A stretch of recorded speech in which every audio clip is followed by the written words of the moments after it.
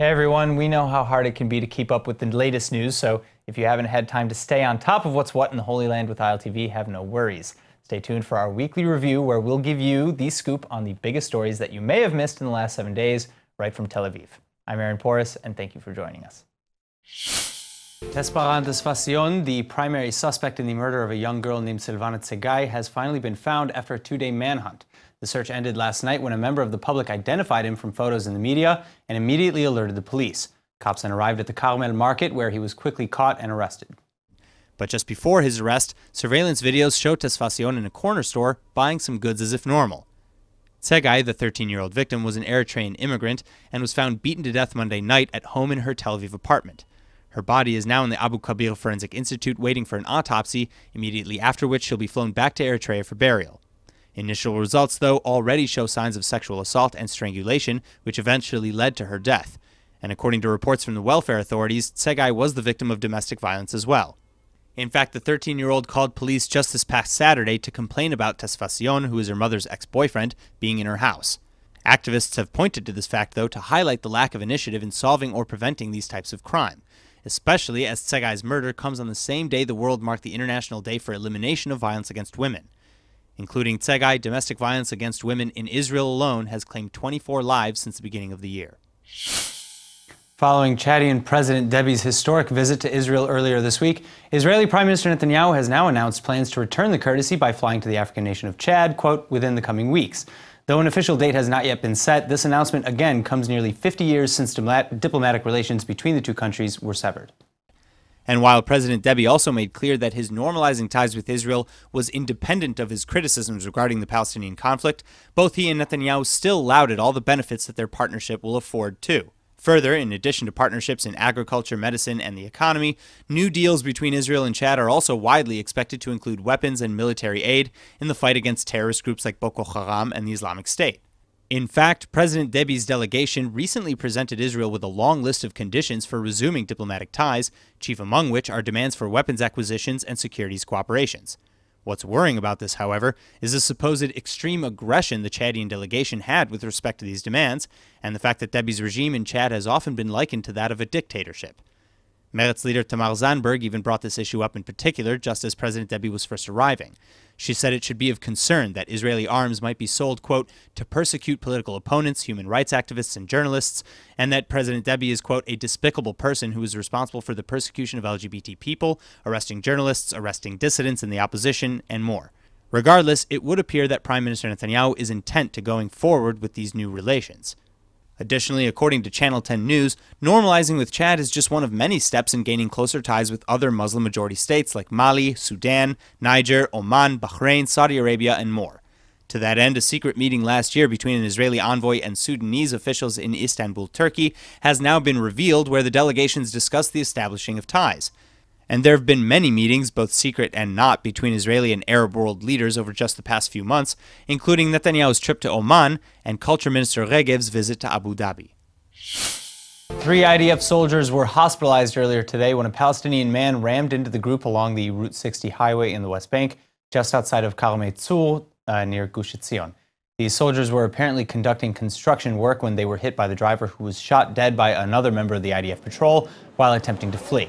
Thankfully, Magen David Adom paramedics were able to deliver emergency treatment at the scene before moving the victims to the hospitals in Jerusalem, and the injuries to the 3 soldiers include moderate wounds to the extremities as well as scrapes and bruises.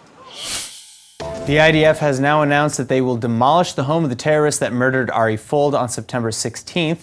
Reik Fold, a pro-Israel advocate and longtime freelance correspondent here at ILTV, left behind a wife and 4 children when he was stabbed to death by 17-year-old Khalil Youssef Ali Jabarin near a supermarket in Gush Etzion. Yet even then, despite his fatal injuries, Ari pulled out his handgun and shot the assailant before collapsing to the ground, preventing what would have been another stabbing during his final moments. Since Fold's death, thousands of people around the world have come forward to salute his courage, and he even recently received a posthumous Medal of Valor from the Public Security Minister Gilad Erdan, who wrote that, quote, Ari demonstrated supreme heroism and fearlessness when in his final moments he chased after the terrorist who had fatally stabbed him, neutralized him, and in so doing saved the lives of other civilians, end quote.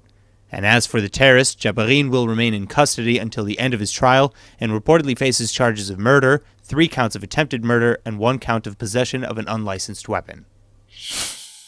All right, in other news, Monday evening, protests along the Gaza-Israel border continued this week, with 3 Palestinians reportedly getting injured by Israeli gunfire in response to the violence exhibited by the protesters. Roughly 1,000 Palestinians were present at the protest this week, throwing stones and rioting along the fence, while another 20-odd ships set sail towards the maritime border. Though unlike in previous weeks, it is worth noting that no explosives or firebombs were thrown at security services. In Hebron, however, a Palestinian teen from Hebron was arrested in connection to throwing Molotov cocktails with 2 other suspects near Jerusalem last night. And finally, the Southern District Attorney's Office also filed yesterday an indictment against a Gaza Palestinian man who was arrested 2 weeks ago on charges of infiltration, setting a greenhouse on fire in Netiv HaSara, and providing false reports. Though according to investigations, this may be exactly what the suspect wanted. Earlier this month, the suspect did indeed infiltrate the Israeli border illegally and burn down a greenhouse and warehouse in a nearby moshav, causing hundreds of thousands of shekels in damages. But the indictment also alleges that this same man has attempted such attacks 7 times since 2012, expressly to be put into Israeli jails. He even lied to Shin Bet interrogators about being a Hamas operative, which was later revealed to be false. Well, while he was released back into Gaza the previous times, this time it seems he'll finally get his wish. All right, now, in a rare move, Golani Brigade soldiers raided a Palestinian wedding in Hebron in the West Bank on Friday, and according to Army radio, the purposes of this raid was to search for illegal weapons.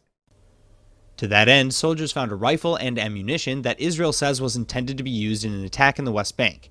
But during the raid, the guests at the wedding threw stones at the troops, who in return responded with riot dispersal means.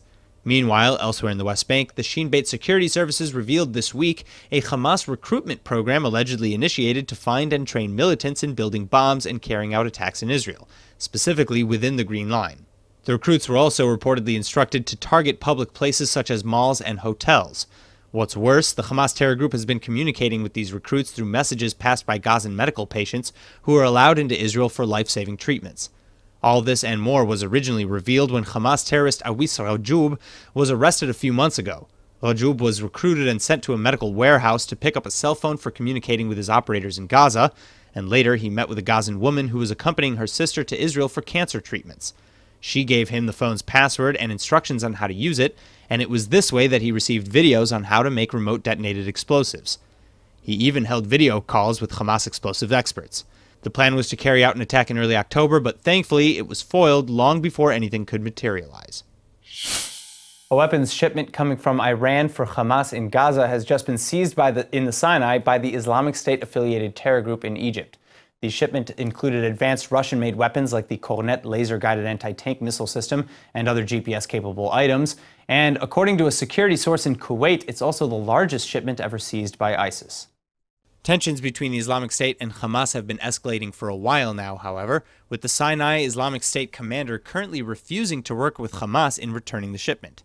And then last year, there was an alleged suicide bomber linked to Islamic State that killed a Hamas guard in the southern border of Gaza and Egypt.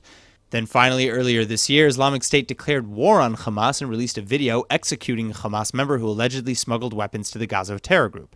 While in related news, given all these uproars in the Gaza Strip and in the West Bank, Israel is now in the middle of conducting a major 10-day drill to practice fighting in both southern and northern fronts simultaneously against Hamas, Hezbollah, and any other threat.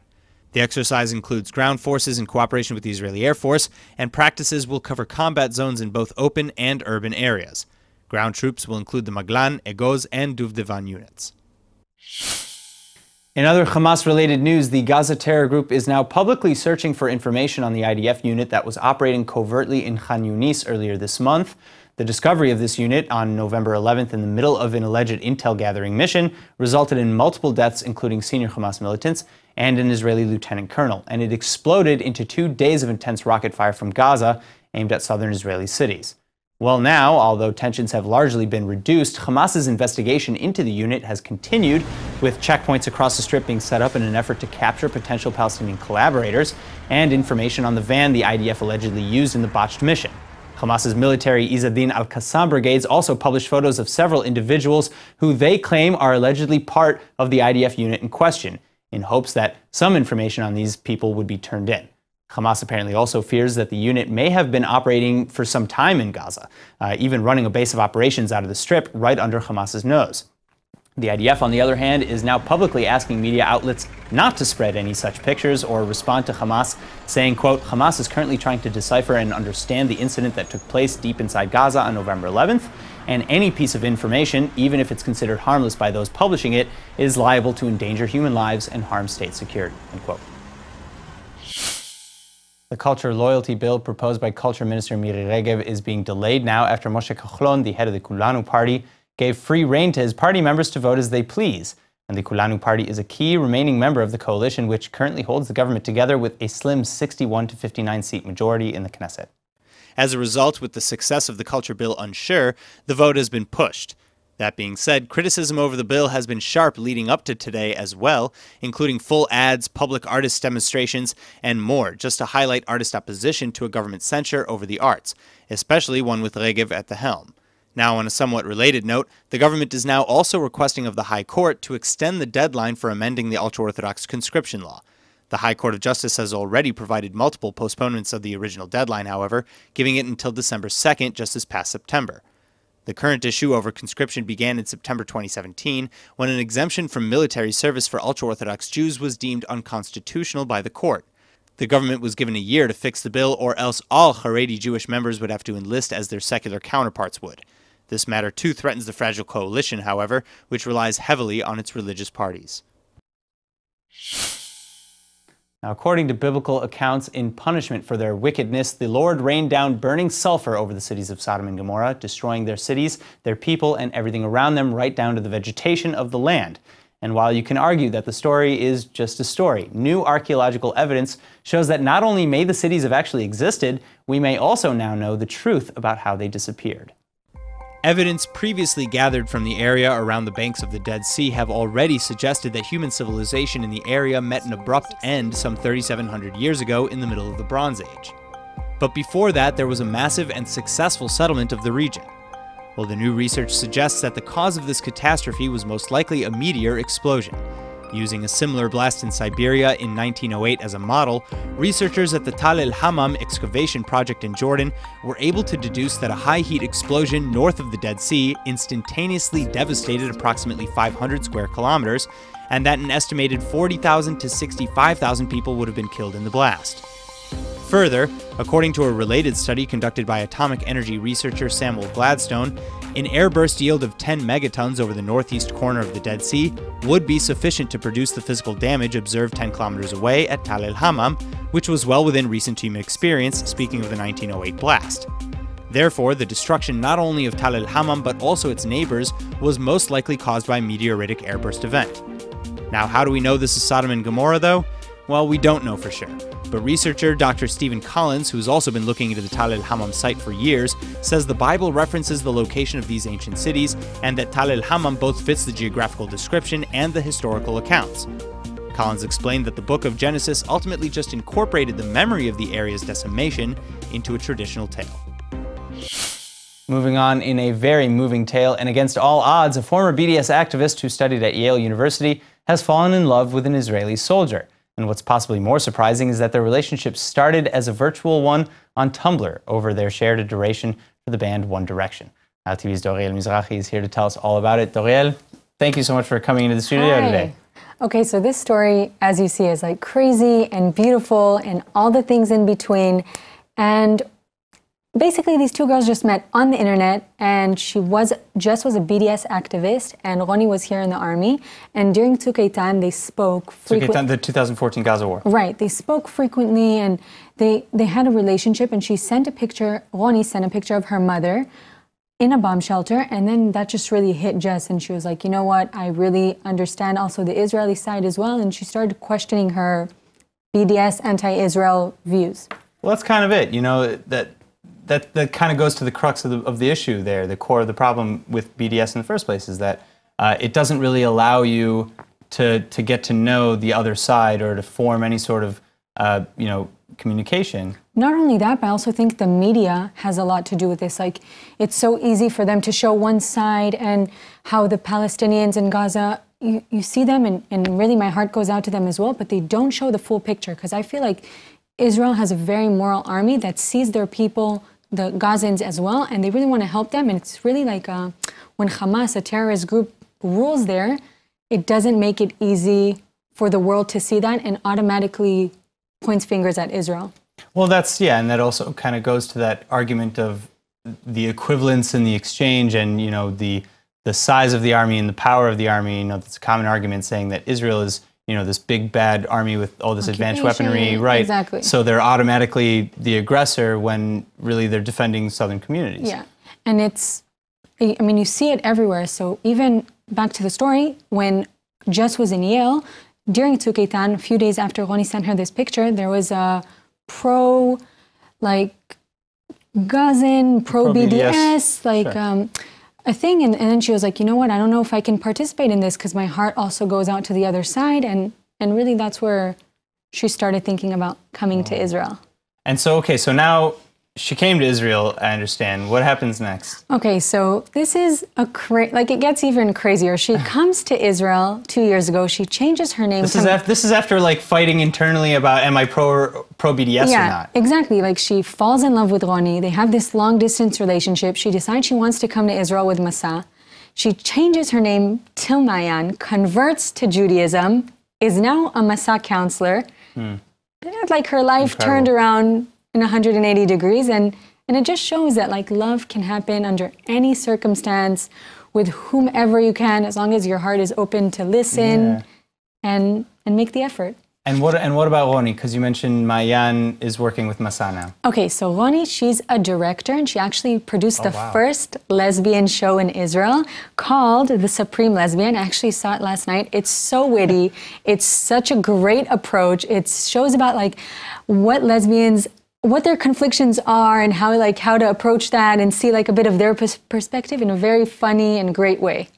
All right. Well, I love the love story. It's very touching. It's really personal, and it's really it's really identifiable. You can really empathize with this. And what is so identifiable, I just want to add, is that they're so different. Even now, they said in their interview that they did together, they're like, Jess wants to raise the kids religious. I don't. I want to move to New York. Jess is in Israel, but somehow we're going to make this work. Roni, even they asked her, where do you see yourself after the wedding? She was like, we're in New York. Jess is a rabbi. I'm a director. And we're the best lesbian power couple. So I'm sure, with kids and marriage and stuff, they'll figure it out because they've been through so much together. But it's just really beautiful to see. A story like this. Well, good luck to them then in New York Definitely. as the power couple they were born to be. And Doriel, thank you so much for coming in. Thank you, Aaron. All right. Although there has been continuous debate regarding women joining combat units in the military, the debate hasn't stopped ladies in the IDF from making history. It's now been revealed that 6 female recruits will serve in the new Navy missile ship, the Sal 6, as soon as it's ready.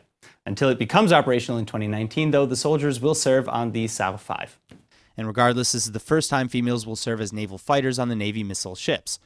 The Naval Officers Course was open to women in 1998, and in 2014, women were enabled to become naval vessel commanders, but there hasn't been any female soldiers on missile ships before these 6 female recruits. Well, now the soldiers will do a 6-month-long basic training course on base in Haifa, and according to the IDF, the soldiers will serve in command and control centers on their respective naval vessels. The military has also stated that the new Sal 6 is set to defend strategic assets such as the country's offshore natural gas reserves, that and maintaining the quiet in seas near and far, along with destroying any enemy war fleets. The Sal 6 will also be the fastest ship in the Sal series, with a maximum speed of 26 knots, and will be manned by a crew of 70 sailors. Finally, the ship will have 2 naval Iron Dome missile defense launchers and a range of other defensive capabilities as well. And now, of course, it's time for this week's Top 5 with ILTV's Emmanuel Kadosh. Israel is known as the startup nation, but what some people may not realize is that there are hundreds of extremely successful businesses in the United States that are run by Israelis. So I'm here to give you guys ILTV's top 5 list of Israelis that are heads of U.S. businesses. First on the list is the Power Ranger himself, Chaim Saban. Chaim is best known for creating the children's action series, The Mighty Morphin Power Rangers. Go, go, Power Rangers! which debuted in 1993 and became one of the longest-running children's action series and was turned into 3 movies. Saban sold the Power Rangers franchise rights in a $522 million deal, and it doesn't end there. Saban Entertainment and Fox Kids merged to form the Fox Family Channel, which was acquired by Disney in 2001 for $5.2 billion. And there are just so many other ventures to name. Second up is Adam Newman. Born in the city of Beersheba, Newman was raised on a kibbutz, which helped him adapt the communal principles of a kibbutz to a corporate office, which led him to co-found WeWork in 2010. The fast-growing company provides community, workspace, and services to over 200,000 members in 77 cities in 23 countries. WeWork is now reportedly valued at over $20 billion. Newman helped change the way we work for the rest of time. Third on the list is designer Eli Tahari. Born near Jerusalem, Tahari immigrated to the States with less than $100 in his pocket, and now his name is on the labels of clothes, shoes, sunglasses, and accessories sold in more than 600 stores in 40 countries. Tahari was even honored with the Ellis Island Medal of Honor back in 2014 as a tribute to immigrants who made a significant contribution to the U.S., and you know, it's needless to say his designs are unbelievable. Fourth up is Adi Tatalko, the CEO of Houses, founded back in 2009, is an incredibly successful home remodeling and design platform. Houses attracts over 40 million unique monthly users in 15 countries and was valued at around $4 billion, making Tatalko one of the wealthiest women in the States. Go check out the Houses website and app to create your perfect home. You go, girl.